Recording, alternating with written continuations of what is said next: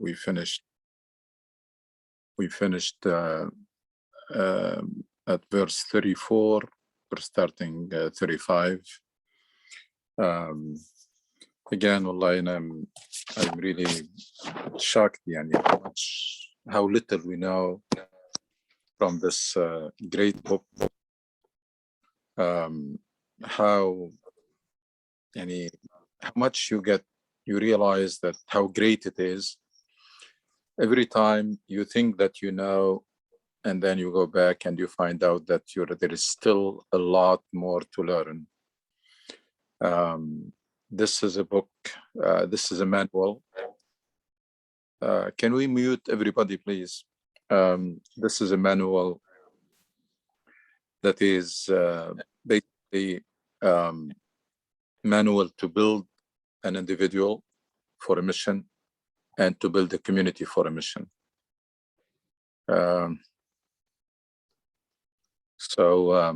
It's all about explaining Allah to people and building that relationship, explaining their mission and what is the purpose of Allah, why they were created, and then building them and shaping them up to fulfill that mission. If you don't have this in the background when you are reading Quran, you will not get much out of it. Then you're gonna start reading information that is you don't connect it, and it's basically you end up reading for the sake of reading, or just focusing on how much you read so that you can get some rewards, and that's not what Quran is meant for.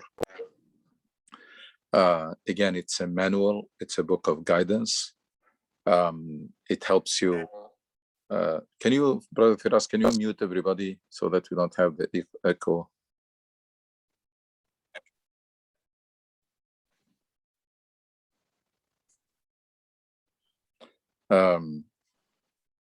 So we still have echo.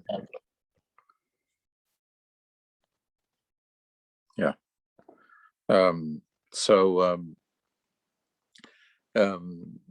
Basically, we were created for a huge job, humongous job, puts a lot of responsibility on us. Islam is not the Islam that we were told, the superficial, shallow Islam that was reduced to few tasks and few things that are forbidden.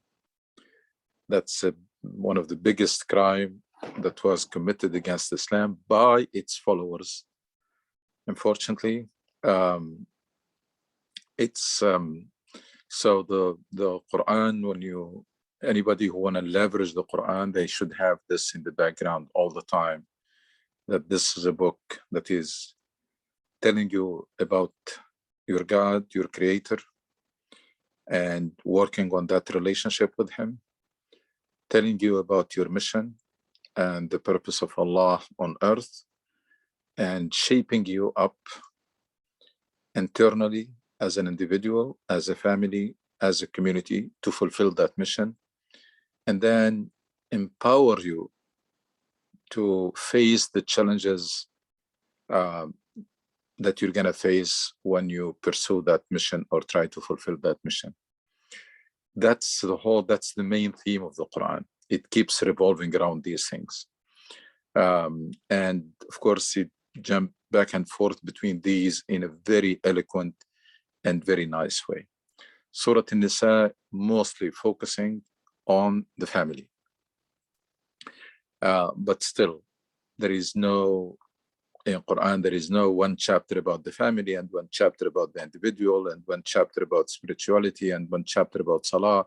That's not the nature of the Quran. The nature and style of the Quran is that all of these are connected and intertwined, and you find them in the same verse and the same passages. We have discussed how the purpose of building a family. These are two individuals who are on a mission, and they come together family based on love and affection and tranquility. That's their goal.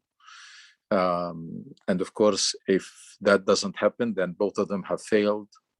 They basically, this institution has failed because everything in this religion has a purpose. Family has a purpose. لِتَسْكُنُوا إِلَيْهَا وَجَعَلَ بَيْنَكُمْ مَوَدَّةً وَرَحْمَةً. If the house does not achieve that tranquility, that harmony, that peace of mind, that to be true home, then that's a failure, because anything that does not achieve its purpose, it has failed. If you purchase a piece of appliance, you have a fridge or you have an AC, even if it is working, but if it is not cooling the food or the drink or the house, then it is not working. It's not achieving its purpose. And we have seen how Quran, when it comes to the family, was very specific. Why? Because that's the building block of the society.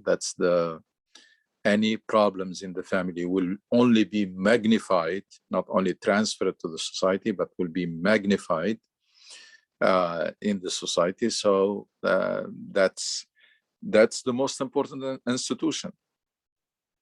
Tell me about any other institution or agency or factory, regardless of how important their work, they don't even come close to the family, which is producing the most important thing, that's the human resources. And so that's why Quran was very detailed, unlike in other areas where it was just mostly general guidelines. The verses made it clear that these things are coming from Allah, so that people will become very comfortable to observe these directives. And we have seen even the terms were carefully chosen. And then at the end, the Quran is telling us basically there are two options. There is no third one. You either follow Allah's guidance or you follow your whims and desires and you do whatever you want. There is no other way. It is either restrain yourself to follow the guidance of Allah subhanahu wa ta'ala, believing firmly that this is in your best interest in this life and in the hereafter. It came from the one who knows you, who created you, who the all-wise, the all-knowing, the merciful, the one who loves the best for you, the one who does not need anything from you, and therefore you should take those directives and very wholeheartedly and very with a full confidence and certainty that these are in your best interest in this life and in the hereafter, even when you don't see it. Why we don't see it? Because we have actually shayateen al-ins and al-jinn. We have forces who are trying to blur the vision and who are trying to beautify the sin so that we can fall and creating exits for us out of the straight path. And that's every now and then unfortunately people fall in those traps. But at the end of the day, the guidance of Allah subhanahu wa ta'ala is the easiest. Yes, it looks hard because everybody wants to do what is convenient. And a lot of time the directives and the guidance of Islam is not the convenient. But at the end of the day, that's the more consistent with your nature. And that's what will bring you true happiness and true peace of mind and true tranquility, even though things that are forbidden are very tempting. And you may think that by restraining yourself from them, you are making harder. Quran tells us now that's يريد الله أن يخفف عنكم وخلق الإنسان ضعيفا. Allah is forbidding these things for you because He knows that you are weak and he knows that these are not good for you. They are harmful. That's verses 26, 27, 28. الله يريد أن يتوب عليكم ويريد الذين يتبعون الشهوات أن تميلوا ميلا عظيما يريد الله أن يخفف عنكم وخلق الإنسان ضعيفا. And then we concluded with a very important concept. Unfortunately, Muslims are missing it, and the whole humanity is missing it, is the role of man and woman. This idea of equality, but difference is not there nowadays.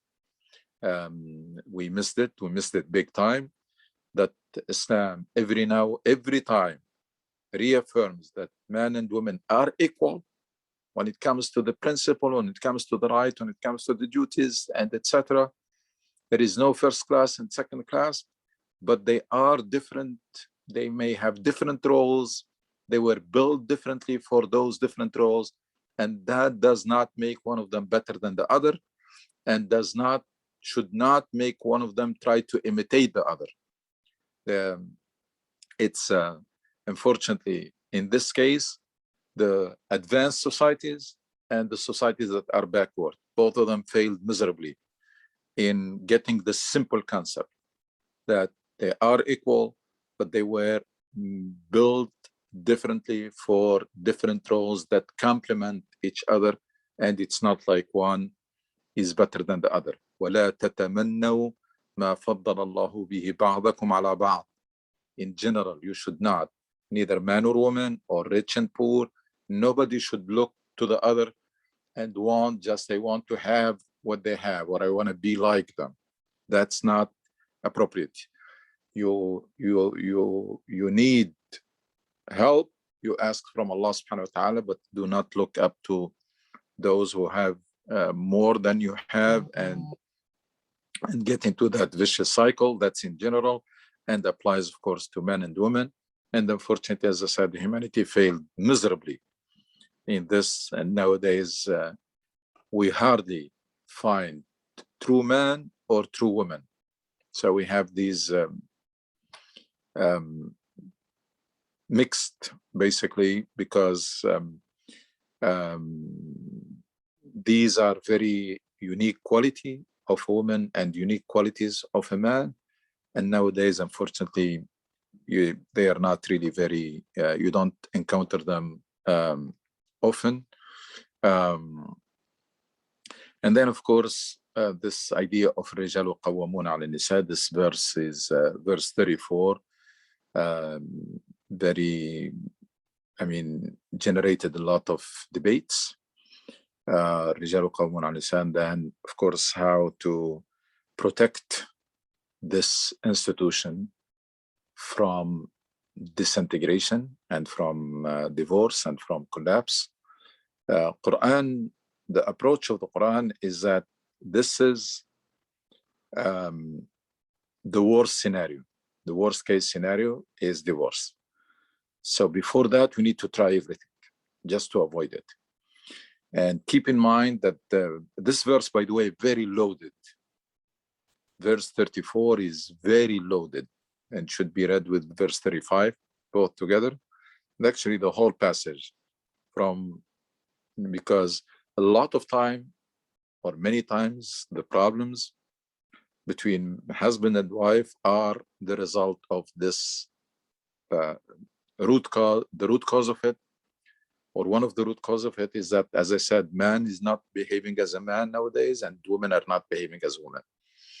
So that it started, as usual, Quran started with prevention.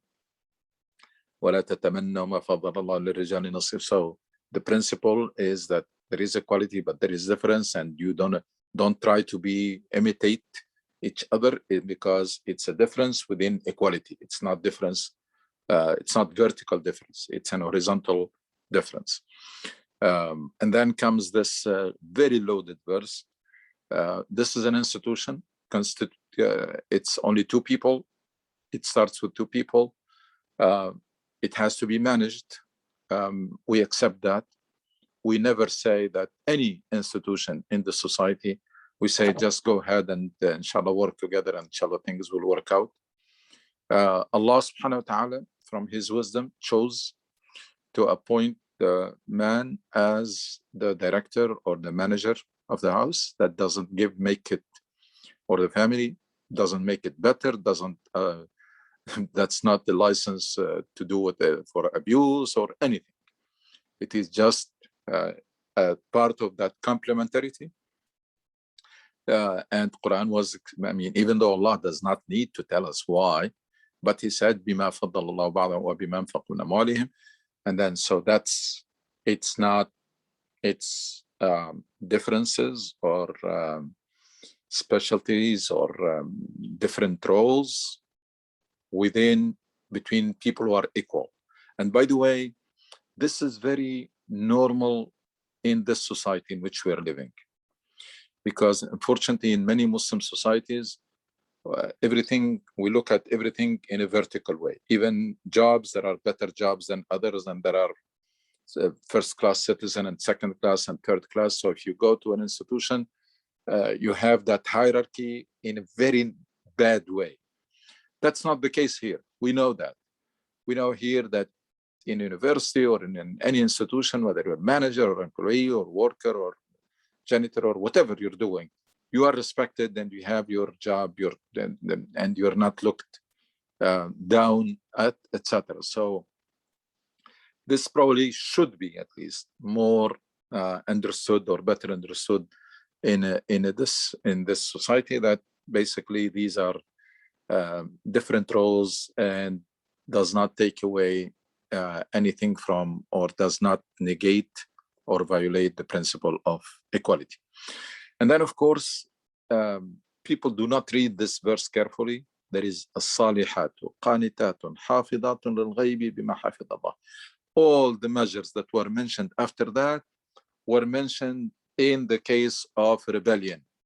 So we're not talking, I mean, if there is no nushuz, which is rebellion, those measures are not needed. It's like basically, you know, there are some extreme measures that you use them in extreme situation to save your life. As long you don't experience those conditions, those measures are not needed. But if someone is about to die, or I mean, they about to have a heart attack or something, there are some measures that people do to prevent that.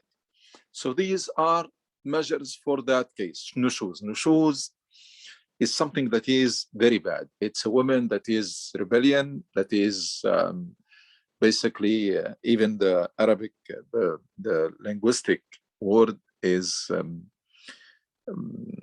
it's a very, it described in a very reflects a very bad situation. Somebody will become like reckless or careless, and so we have those measures that we discussed last time. And keep in mind that, and then Quran, of course, and the Sunnah is telling us to take the high moral ground. And even this verse concludes by saying, "Inna Allah kana aliyan kabira," and you should always rise and above these little things. Should remember always that, first of all, as an individual, you are on a mission, and as a family, you have a big responsibility to create that harmonious and successful family. So you should not get stuck in details. And by the way, when Allah says الرجال قوامون على النساء, of course the general rule in Islam is الغنم بالغرم. You have more bigger job, you have more responsibility. So if the family fails, the husband, the man's responsibility is bigger. Why? Because was assigned this role to manage. So like when a company does not work, the responsibility of managers are bigger. So it's not the prestige, it's not dictatorship, it's not abuse, it's a responsibility. And therefore you are given these measures to save this family and make sure that it does not collapse and does not disintegrate. Beautiful measure after that. وإن خفتم شقاق بينهما فابعثوا حكما من أهله وحكما من أهلها إن يريد إصلاحا يوفق الله بينهما إن الله كان عليما خبيرا. I wish there will be a day when Muslims start really appreciating this Quran and start really enjoying, because it is really it's really pleasure to and a joy to read this book and to reflect on it. It takes you to a different world. I mean, it takes you out of this worldly life and you start really living in a different world. Unfortunately, we're supposed to do this even with Quran and of course with Salah, but unfortunately a lot of time even in Salah we don't do that journey of Mi'raj where you really leave this world behind for some time. It's something, if you really know how to recite Quran and appreciate it, that's وإن خفتم شقاق بينهما. This is now, things are getting worse. A lot of measures did not work. Family is about to collapse. And Quran says, if you fear that the couple may break up, appoint one arbiter from his family and one from hers. Then if the couple want to put things right, Allah will bring about reconciliation between them. He's all-knowing, all aware. And subhanallah. Now, prevention did not work. Some remedy did not work. Things are deteriorating. This is the last measure. Things are appoint someone, a wise person from his family and one from her family, from hers. حاكم من أهلي وحاكم من أهلها. And subhanAllah, it's my own reflection on this. When I reflected on this, I thought that maybe part of the wisdom is what? Is to save the dignity of the spouses. Sometimes people, when they reach that point and think family is gonna break up and they really don't want it, but their pride comes in the middle. So Islam comes with the beautiful idea of arbitrations, because what you cannot say directly, somebody can say it on behalf of you and can save your dignity and your pride, and family will reconcile and go back. فَبَعْثُوا حَكَمًا مِنْ أَهْلِهِ إِنْ يُرِيدَ إِصْلَاحًا. If the spouses really, when they reach that point, they want to reconcile, Allah is promising. First of all, this measure can help tremendously, because if you are not the concerned person and you are just representing the husband or the wife, and they tell you that they really want to reconcile, they can tell you, they cannot maybe tell each other directly because of that pride and dignity.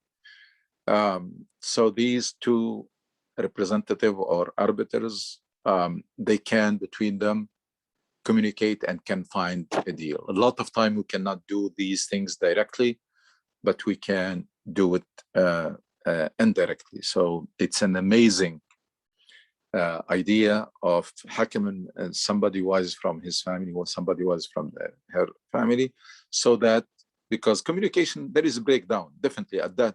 By that point, by that time, there is no more communication between the spouses. Things are really deteriorated bad, I mean, very fast.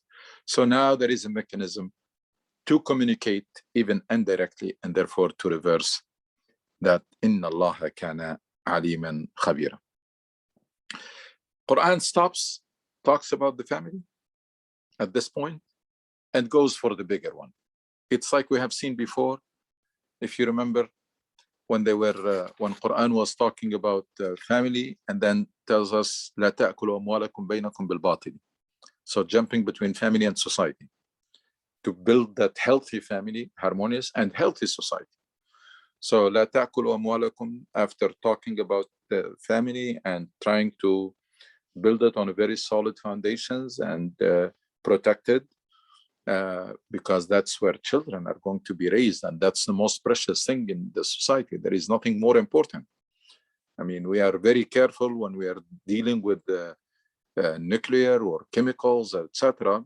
And when we're producing a very expensive material or very but we don't realize that the most important institution and it's the family, which is and that's why Quran took care of I mean, build it on a strong foundation, have a high purpose for it, and protected with the preventive measures and even with remedy, so that it can really be the incubator for those children, because that's at the end of the day, that's what the family is doing. First of all, the two spouses should help one another and complement one another in fulfilling that mission, that big mission that both of them are subscribed to, and then cooperate to raise those children the way they should. And now we see at this point moving to the wider society, from the small family to the human family, because in Islam, humanity is a family. خلقناكم من ذكر وأنثى وجعلناكم شعوبا وقبائل لتعارفوا.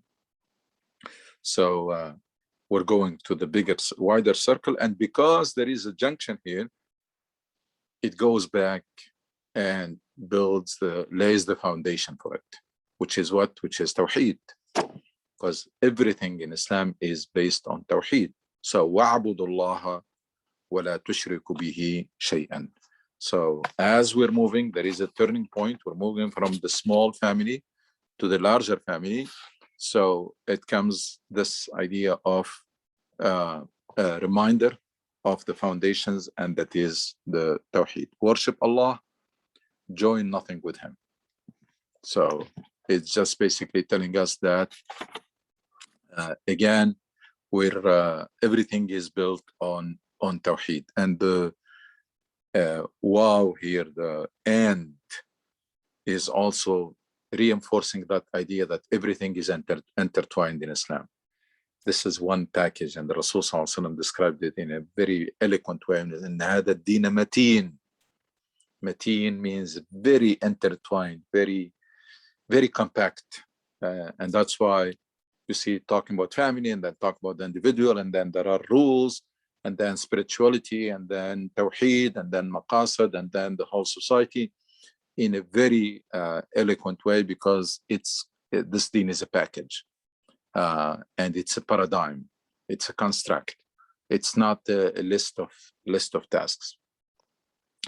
بالوالدين إحسانا, that's again one of the verses in Quran, one of several verses in Quran in which Tawheed was mentioned in connection to being good to the parents. And that's the highest you can think of.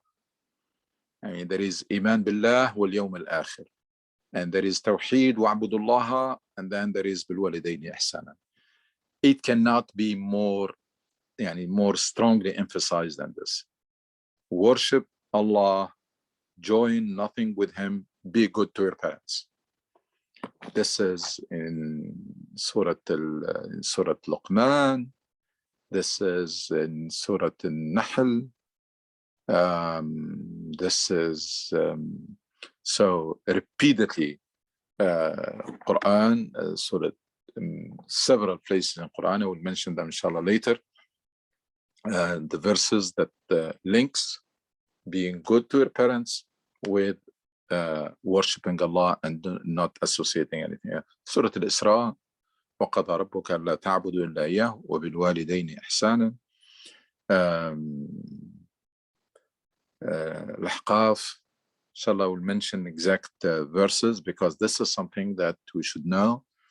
The verses and the surah and the numbers of the verses in which we have this strong connection between Tawheed and being good to your parents. Are we supposed to be good to our parents only? No. Circle is wide. وَبِالْوَالِدَيْنِ إِحْسَانًا. We need to emphasize this إِحْسَانًا. Be good. Actually, ihsan is even more than be good, is the best, or treat them the best way. وَبِالْوَالِدَيْنِ إِحْسَانًا. And then a long list of people or category. وَبِذِي الْقُرْبَى. It's also إحسانا. وَبِذِي الْقُرْبَى. So the ihsan, be good to your parents. And then وَبِذِي الْقُرْبَى وَالْيَتَامَى وَالْمَسَاكِينِ وَالْجَارِ ذِي الْقُرْبَى وَالْجَارِ الْجُنُبِ وَالصَّاحِبِ بِالْجَنْبِ وَابْنِ السَّبِيلِ وَمَا مَلَكَتْ أَيْمَانُكُمْ. Amazing. Solidarity in this deen is simply amazing. Worship Allah, Tawheed, be good to your parents. And then it doesn't stop there, to relatives. So in this verse and another verse in Surah Al-Baqarah, Allah subhanahu wa ta'ala is linking clearly, directly, the Tawheed and the faith and the Iman and the Aqidah and belief and etc. to being kind to others, to people. So if you don't see the product, then there is a problem with the beliefs and with the faith. Because ad-din al-mu'amala, at the end of the day, you can claim whatever you want about your religion. If it does not translate into action, in your character, in your behavior, in your interaction with people, it means nothing. Be good to your parents, to relatives.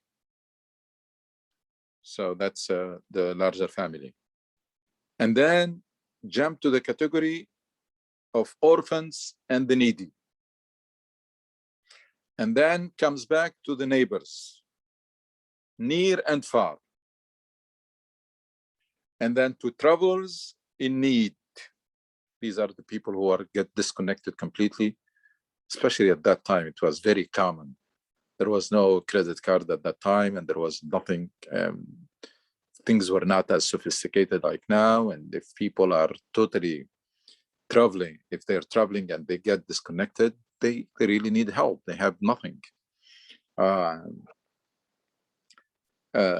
Travelers in need, and to your slaves.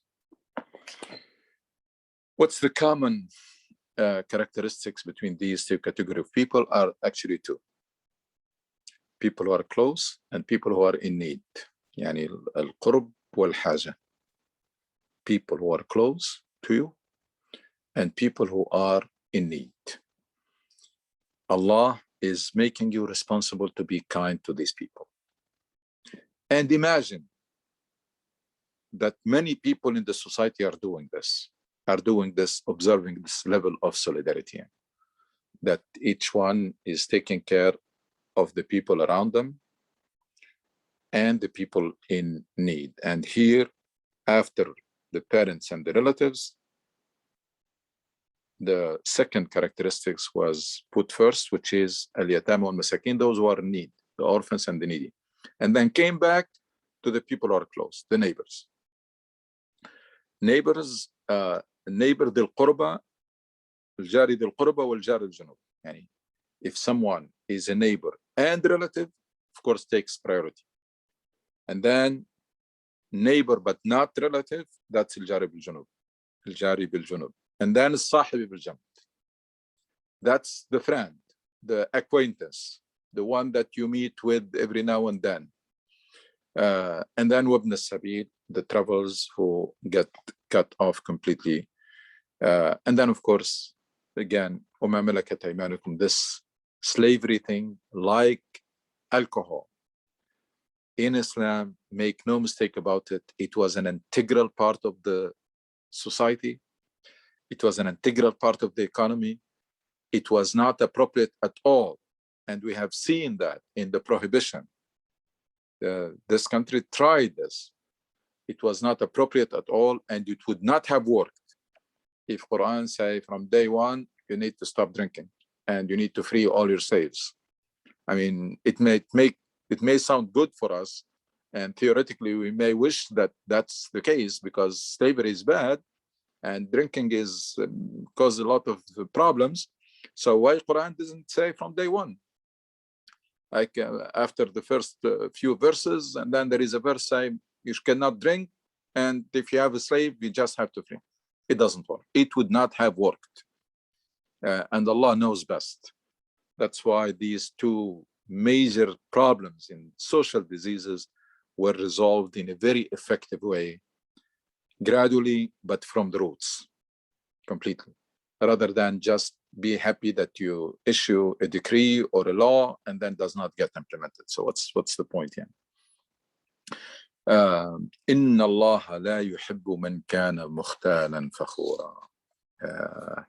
يعني linking this kindness to ibadah of Allah. And then that's by itself is an incentive. I mean, when you elevate kindness to these category of people, you put it in the same sentence with the tawheed and with the worship of Allah. That's by itself, for a true believer, that's a big incentive. That's a big incentive for you to be kind to your parents and to your relatives and to your neighbors and to those who are in need, etc. But then comes another touch, that if you don't do that, you're going to be considered mukhtalan fakhuran, and Allah does not like that. It's amazing. As I said, the touches of this Quran are really amazing.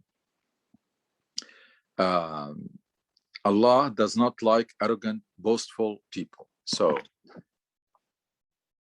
you are motivated to do it because that's like at the level, elevated to the level of worshiping Allah and Tawheed.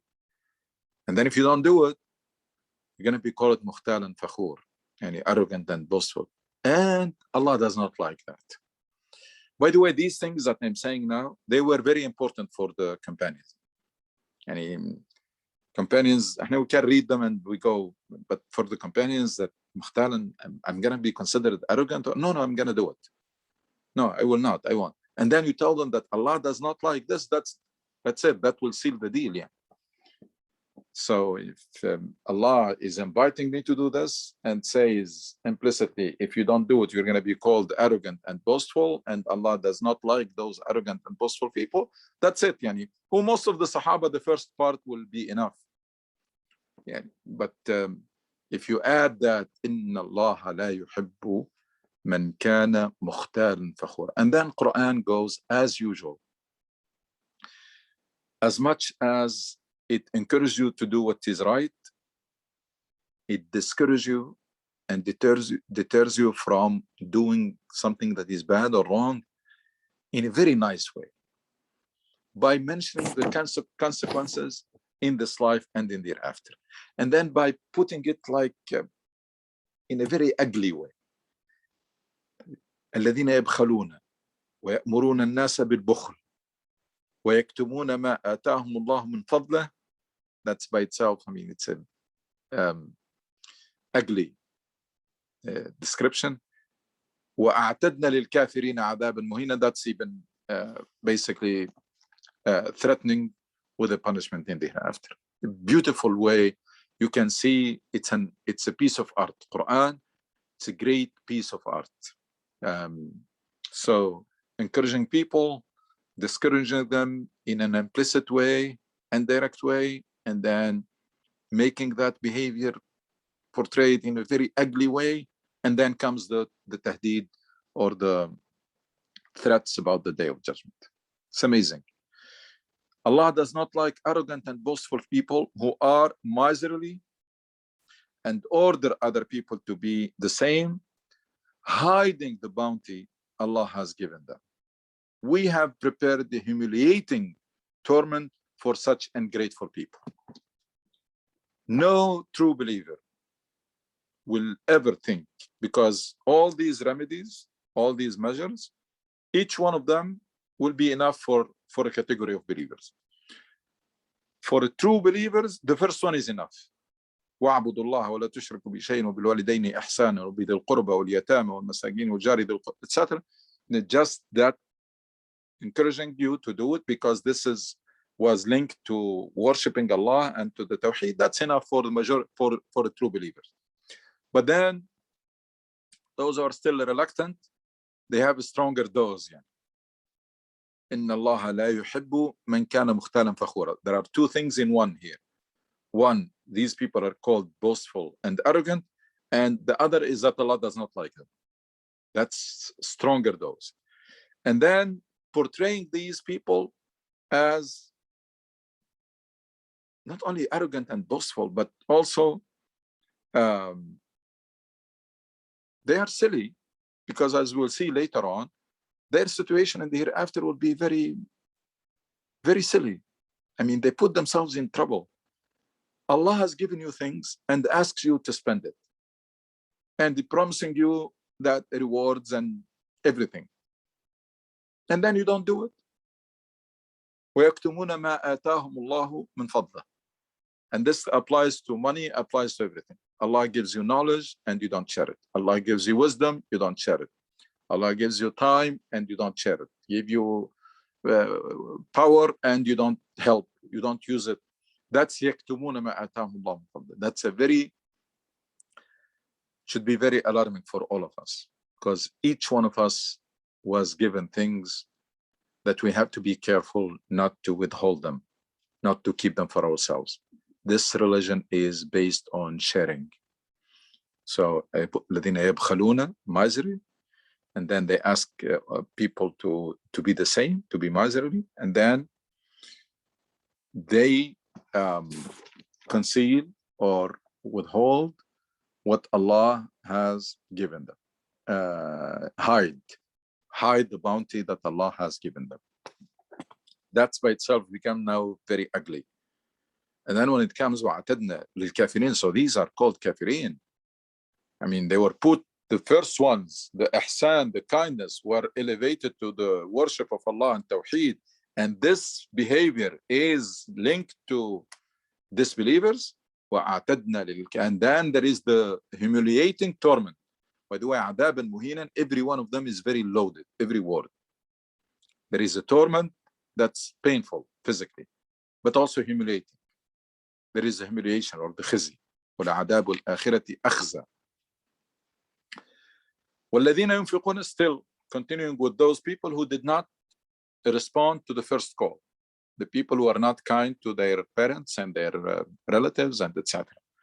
والذين ينفقون أموالهم رئاء الناس ولا يؤمنون بالله ولا باليوم الآخر ومن يكن الشيطان له قرينا فساء قرينا. والذين ينفقون أموالهم, nor does he like, so it's continuing. إن الله لا يحب من كان مختالا فخورا الذين يبخلون, and then والذين, so these also among the people that Allah does not like, and the people who are mentioned in connection with the disbelievers and the ones that there is a humiliating torment waiting for them.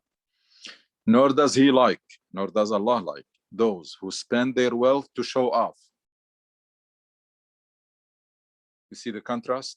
There is ihsan that comes out of tawheed, and there is all of this.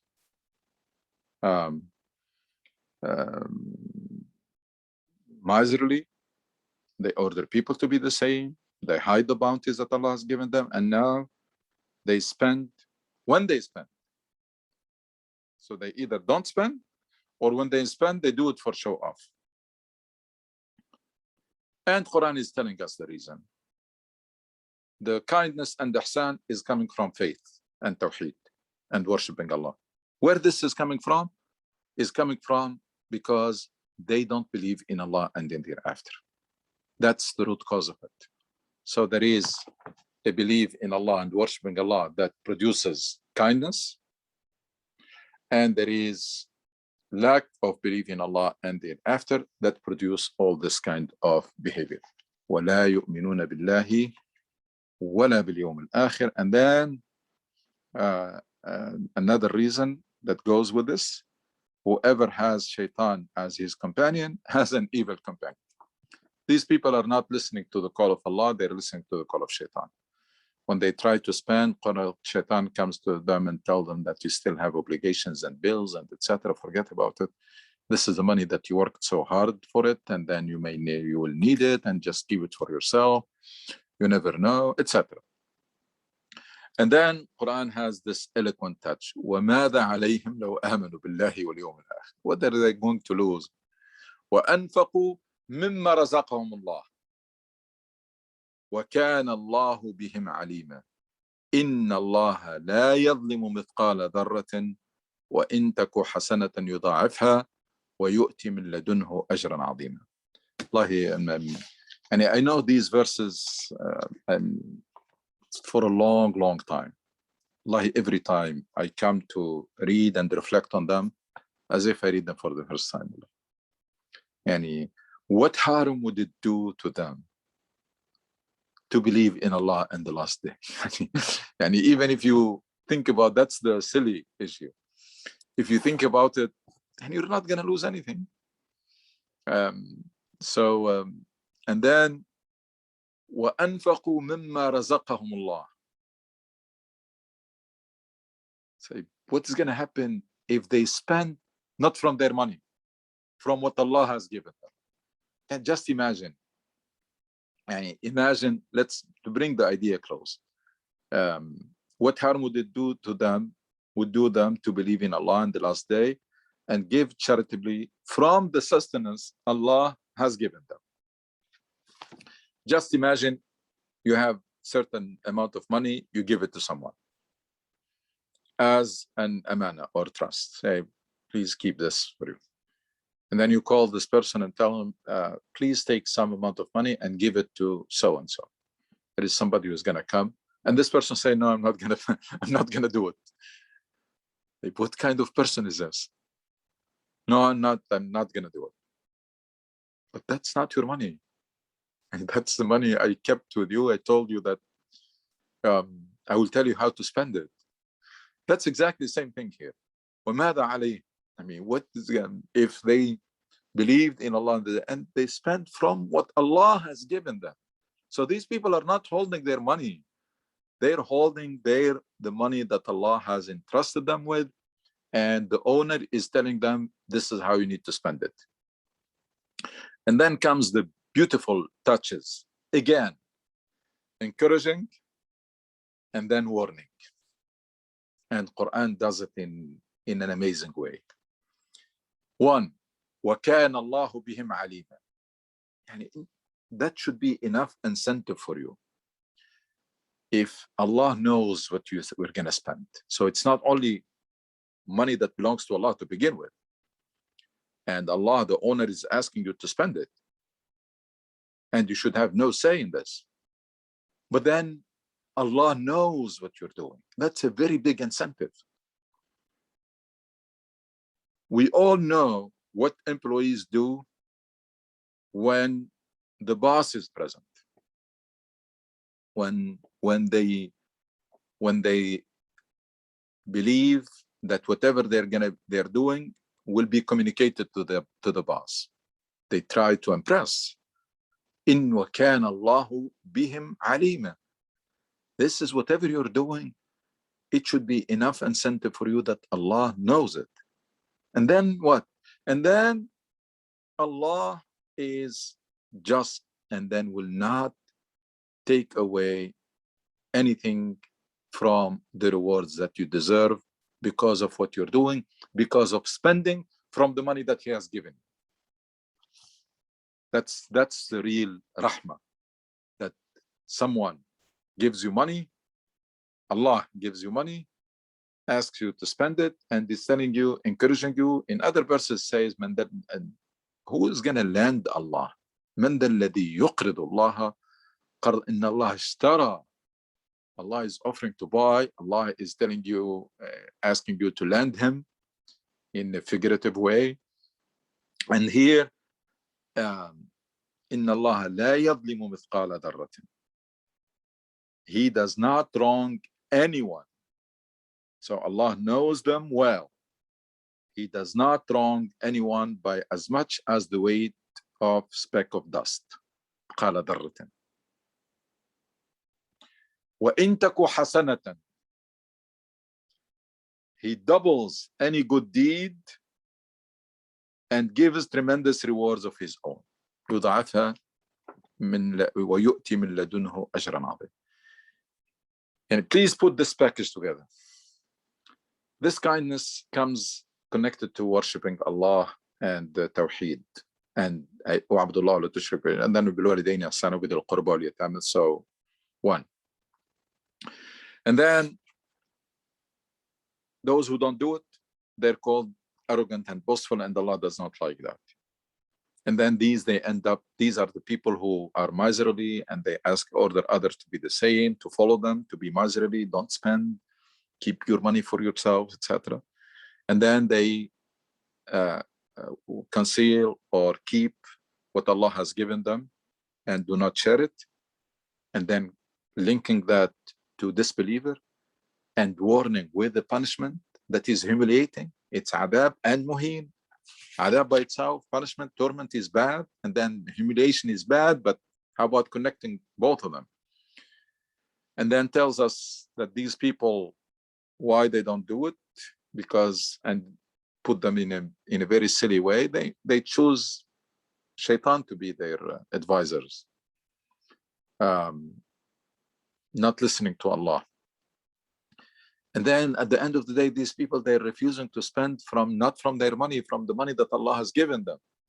And Allah is telling them that when you spend, I am aware of it, and I'm going to reward you, and I will not wrong any one of you. And then I will reward you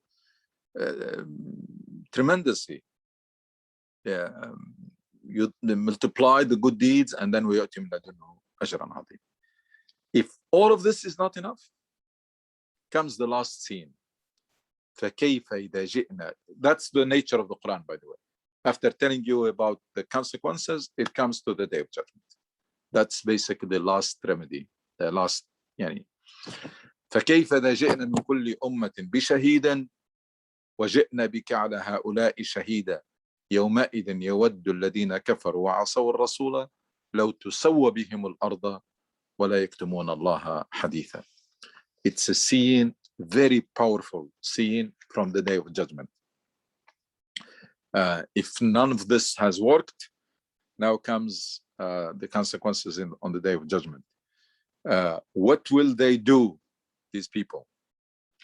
When we bring a witness from each community, basically the prophet of every community, with you, Muhammad, as a witness against these people. On that day, what's going to happen? Those who disbelieved and disobeyed the prophet will wish that the earth could swallow them. That's a horrible wish. It tells you how severe the situation is. Somebody wish that the earth will swallow them. They will not able to hide anything from Allah. You are able to hide the bounties of Allah in this life. You cannot hide all your crimes and all your sins when you stand before Allah. So why you're doing this? It makes it look silly. It makes it look like stupid. It makes it look like unwise. And then someone will put themselves in trouble unnecessarily.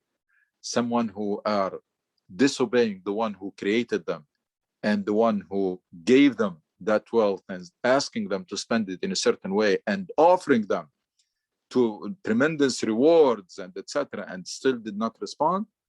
These people at the end, the last resort or the last medicine, the strongest dose is that this is what's going to happen. That's what is awaiting for you, for them on the Day of Judgment, that you're going to wish that the earth will swallow you. لو تسوى بهم الأرض ولا يكتمون الله حديثا. Let's stop here, inshallah. If we have any questions or comments, we can address them.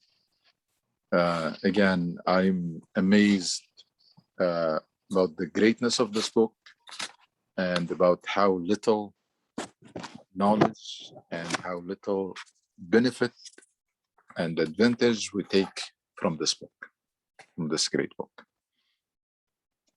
Assalamu alaikum, Dr. Suhail. You talk about nushuz al-mar'a, nushuz al-nisa, the female. Mm-hmm. Can you talk more about it. And what about the issues of the male, the man? You didn't mention anything about it. Again, this rebellious attitude or recklessness, Allah, of course, man is not exempt from accountability for their action. That's everybody.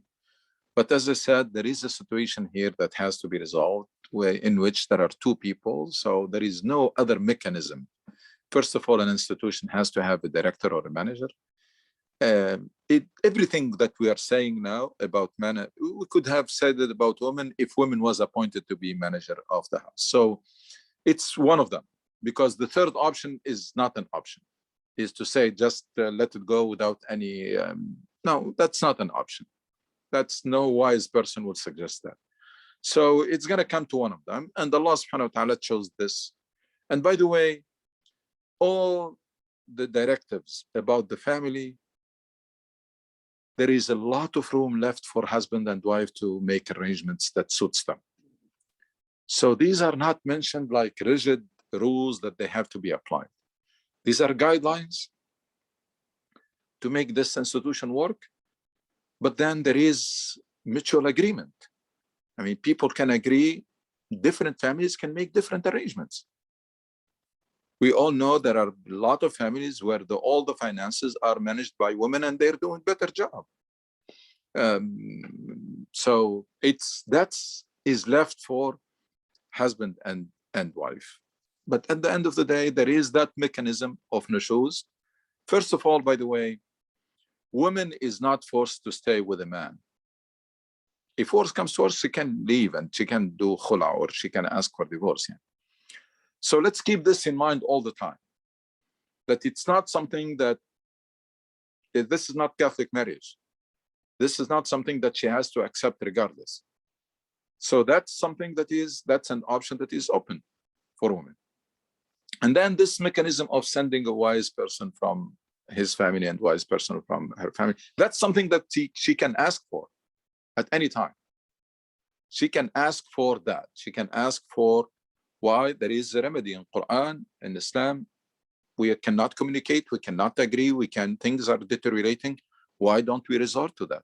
So there are two things that women can deal with when it comes to abusive man. One, she can divorce. And two is she can ask for that mechanism, to resort to that mechanism. And man should not refuse that. So there are some preventive measures. There are some early measures to prevent the worst. Keep in mind that all of this, we're not talking about the family that is functional. We're talking about family that becomes dysfunctional and start to move in the path of divorce.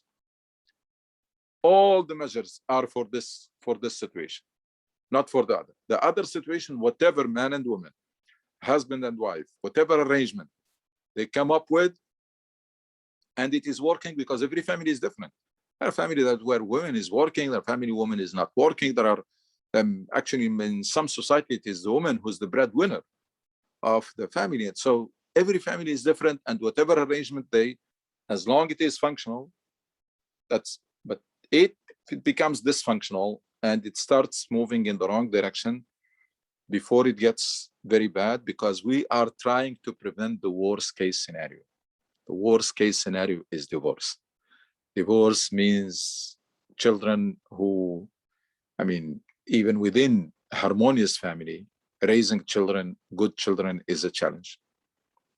How about if there is divorce? So these are measures to prevent that, to prevent the worst case scenario. And yes, woman is not forced to accept any abuse. She has solutions for this. And one of them is to ask for divorce, and the other is to ask for that arbitration if really she doesn't want to separate. Yeah, but Dr. says the divorce not a good option for the woman, especially if they have kids. And the father, the divorced father, he refused to spend money on his kids. She has no other option, You are saying she has an option for divorce, but actually she doesn't have this option. Most of the cases. Now, keep in mind that this is a whole paradigm. So we cannot mix and match. The Islamic paradigm are two people who are pious, who fear Allah, who have that taqwa.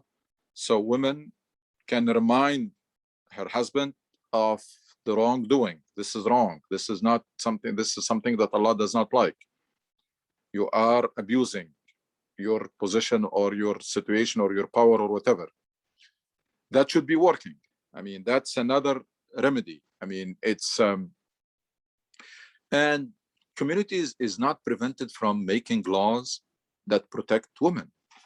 I mean, these are not really rigid laws. These are directives or guidelines. But communities and societies should make, every now and then there is new problems that come up that were not there before. They should make laws that protect the woman. And it is happening in many advanced societies. It is happening. I mean, whether it is done accurately, perfect, is not perfect, etc., but at least people are trying so that they prevent any abuse. So first of all, Quran talks about the soul, the heart, encouraging people to do what is right. And you know that injustice is the worst thing that Allah does not like. And man and boy should know that you can get away with it in this life, but you're dealing with Allah. So qist, fairness is highly very high in the ranks in the Quran, in Islam. So there is this piety and taqwa and reminding each other of Allah, and these two people, Allah is their third, and nobody should abuse or do anything wrong. That's a very strong remedy in the context of believers. And then there is this arbitration mechanism. And then there is communities and societies are not prevented, actually are encouraged, not only for women, every time, every era where people discover that there is some weak segment of the society that is being abused. Community in Islam, because justice is the ultimate goal of Islam. Communities and societies are actually encouraged and recommended and directed to come to produce and develop issue policies and laws that protect that segment of the society. So if you put it together between the taqwa, between the arrangement, the mutual agreement, between the high purpose for the family and the high purpose for the spouses, that's the Islamic paradigm. As long as it is working, it's working. If it is not working, Islam has given some preventive measures or remedy to prevent the worst. But that there is nowhere in Quran says that society cannot issue and set laws that will protect women from abuse or protect anybody from abuse. And that's actually the rule. That's the role and the duty of legislators. That's what that their main job is, to ensure the fairness and the justice. And every now and then we discover some loopholes that there is a segment of society is abusing it, whether it is man against woman, husband against wife, employer against employees, or the opposite. Then it is the duty of legislators to come up with laws that will protect that and will seal those loopholes. Assalamu alaikum, Dr. Sahel. Rahmatullahi wa barakatuh. I have two questions. Bismillah. Yeah, I was looking for the ayah. I forgot the one you are speaking to. That's being abused. I mean, that's being used wrongly in terms of the way a husband can beat the wife, and that some scholars say lightly, not to hurt, things like that. So I was asked, like, my question is, why did Allah allow such an action to happen, what's the wisdom, because it has led to a lot of abuse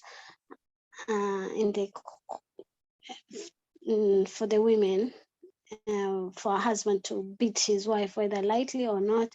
But why is it the case? And then in terms of our community taking care of the vulnerable, especially mothers and our sisters, we hear this plea.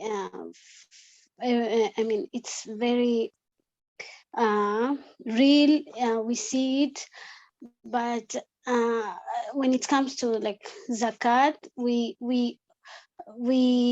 offer it to our masajid and other organizations, but there's a lot of inconvenience and for this vulnerable community to get access. So how comes, like, for the Muslim community in America, what is preventing us from establishing like a Baitul Mal, or like something like that? Like, what's taking us too long, or maybe how comes we don't have that until now? So yeah. Well, first of all, we cannot ask Allah subhanahu wa ta'ala why you do this and why you don't do this. Allah knows best. And again, as I said, a lot of things were abused. It doesn't mean that the original rule was wrong if it was abused. This is one of the extreme situations. And we're talking about preventing something that is even worse, which is divorce. And women does not have to stay there. I mean, if a woman, wife does not realize that this marriage is not working, they may, I mean, separate even before we get there. So we're talking about extreme measures for extreme situations. And they are not needed. And if somebody is abusing them, people can abuse anything. People can abuse any rule from Allah. That does not make the rule itself wrong. Rasul Sallallahu Alaihi Wasallam did never beat has beaten his wives, neither lightly or hardly or anything. And that's our role model. And there are clear hadith, even the verse itself, when it said, Allah kana aliyan kabira, that concluded, by the way, that you should not even get there. But again, the Islamic paradigm is based as divorce is the worst thing and everything should be tried to prevent it. That's the idea. Now, time changes, things change. The woman of today is not the woman of that time. Keep in mind that women at that time, no education, no income, no work, no nothing.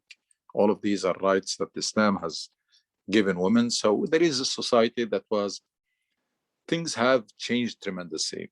And that's the role of ijtihad, is to keep up with those changes. Because there is a text and there is a context. The text is fixed, the context is changing. And there is no credible scholar will tell you that the text has to be applied as is regardless of the context. That's not a scholar, because we have seen that even Umar al-Khattab, it's still the same context, and he made ijtihad with things that were mentioned explicitly in Quran. So this is how we should take it. Islam puts the family in a situation that is very sacred and want to protect it, to build it on a very strong foundation, and to protect it from all angles. And it has a lot of preventive measures because, first of all, it reminds you always that you are on a mission as an individual. You should never forget that.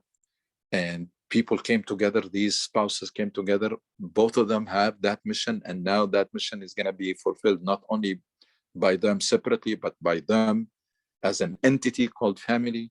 And you have a big responsibility and challenge to have that harmonious, functional, effective family and to raise those good children, etc.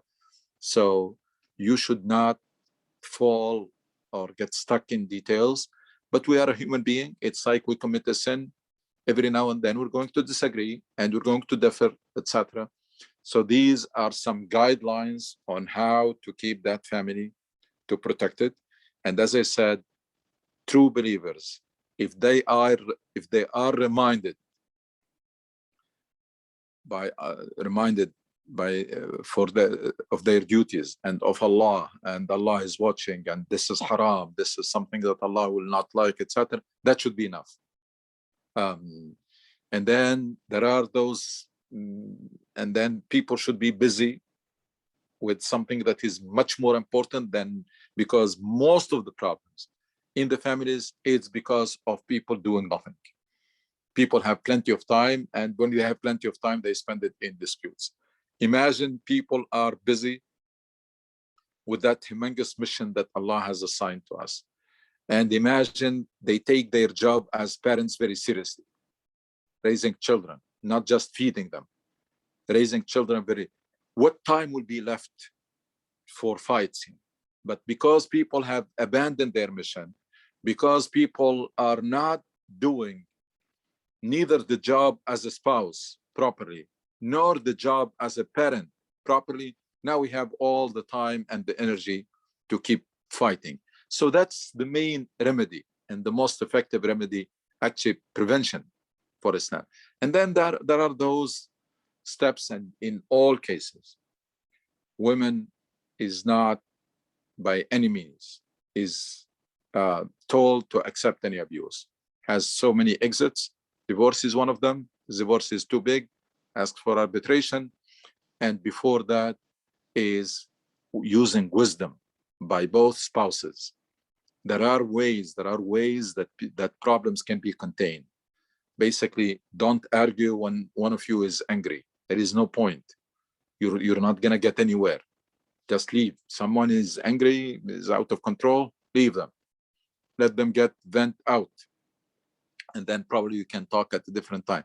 There are simple mechanisms that people can use. And at the end of the day, if the family is not built on a strong foundation, probably none of this will work.